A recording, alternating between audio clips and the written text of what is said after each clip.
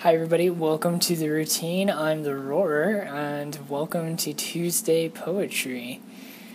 Yeah, I haven't posted in a while. I actually got a bunch of videos up, but I never got around to editing them, so it eventually came to this point where I wasn't working at all on the things that I should have been working on, and yeah, so here I am. This first poem comes from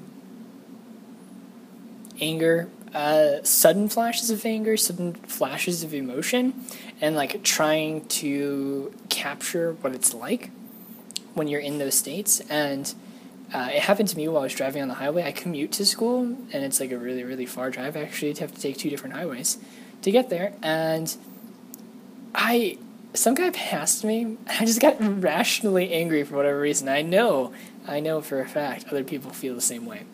So this is called Irrational Turn. My cell-elected ear, rationing all thought-out words, fold into paid purr dolls, raw hides for boys, lace-legged girls. I gotta add like a breath in there somewhere. Okay, how, like, what, like, it doesn't even make sense. I was thinking to myself while I was writing it about giving up, because I got halfway through the poem and I thought, this is like way too much work for what I'm like trying to accomplish. Because like there's another version of it, like the actual version of it, which is my selected irrational thoughts fold words into paper dolls, bow ties for boys, lace leggings for girls. And my idea was I would make a poem about what I'm trying to communicate, and then I would add like that element of irrationality when you're trying to talk, and how nothing you say comes out right. When you're angry, nothing you say comes out right. And I really wanted to like capture that. I really wanted to hone in on that idea. So this is what I came up with. I actually spent a good amount of time on this, which is kind of funny.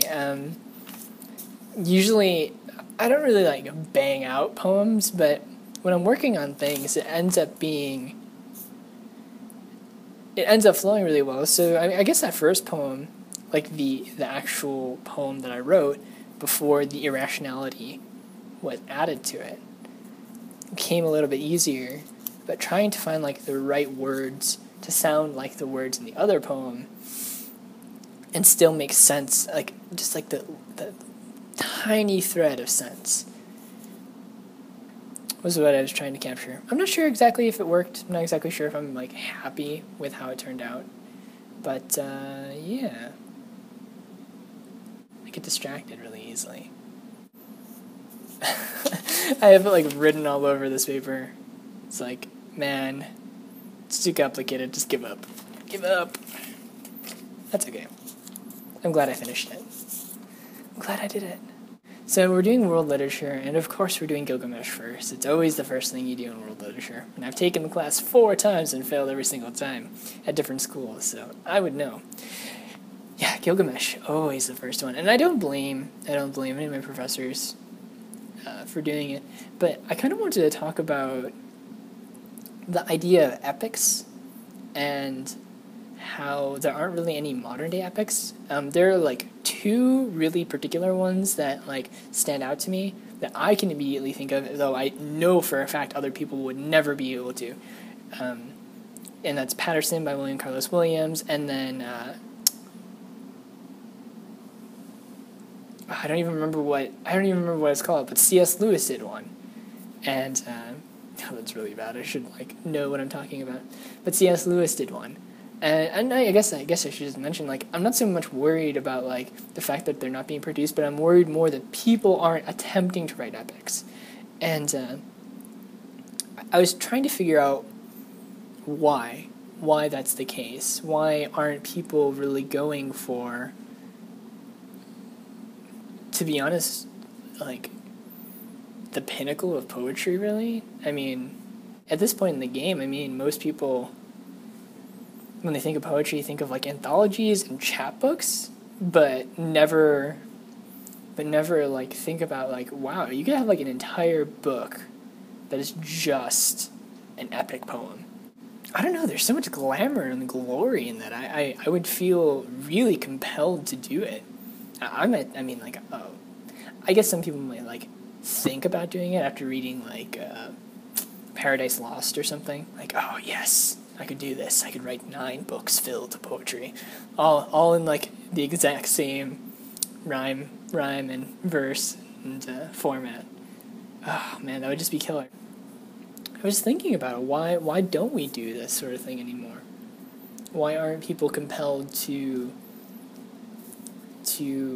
hit all of the branches of the poetry tree, which would be, you know, short form poetry and like traditional poetry, and why aren't people doing like Shakespearean sonnets? And yeah, it's always confused me. I've like talked about this like this entire time. I talked about how I'm confused that nobody has done this. This all comes down to like the goals of writing. Like, what are you trying to accomplish, and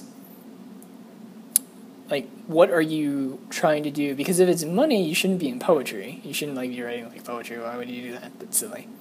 What are you gonna do? Like win poetry competitions forever? Like no, that's silly. If you want money, go do something else. So it can't be for the money.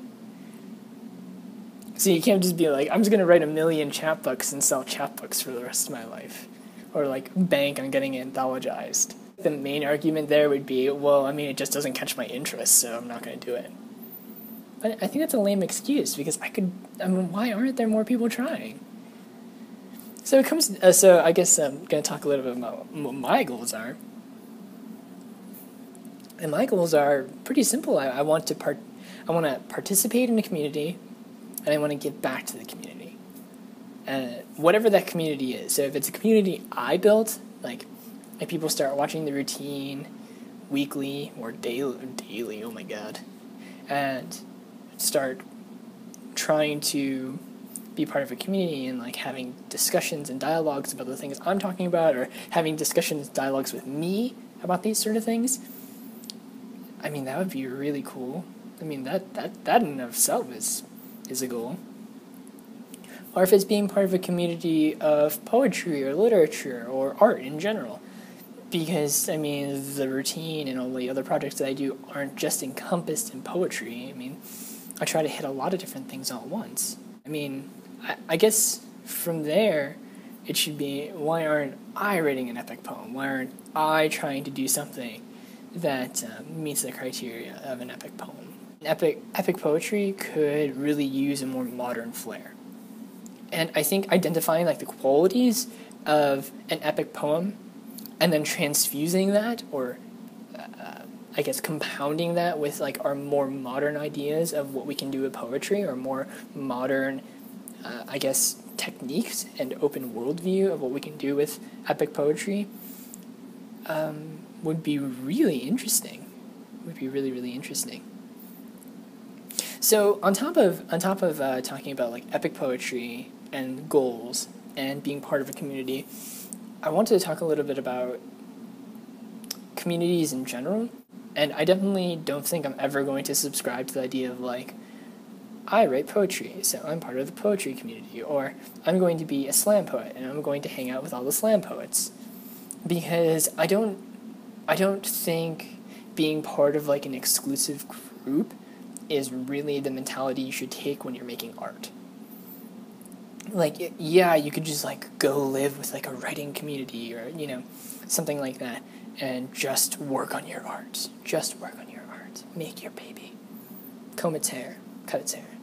You know, make it all, doll it up. But there isn't really any room to grow there. And I think that's what really draws me to YouTube. When you're a YouTuber, it doesn't really like matter what your content is. Like you're like part of the community, period. That's it. You could contribute whatever you want to the community, and people will hopefully enjoy it. So I guess that's going to be sort of where I'm going to leave this at, is the idea of community and where you see yourself and why community is important and what you should do for your community. Whether that's like actual, like in real life and working and volunteering and things like that, or being part of like an internet community and giving back there as much as you can by being a positive influence, which is something we definitely lack on the internet community, positive influences, or whether or not you're part of the academic community and what you can do there, because it's really hard to break into the academic scene, because like if you're just like an undergraduate or you're working on your master's degree or your MFA, you're part of the community, but you're very much separate from academia. Like you're the part that pays academia to do stuff, instead of being part of academia where they pay you to contribute, which is kind of sad, because I think a lot of,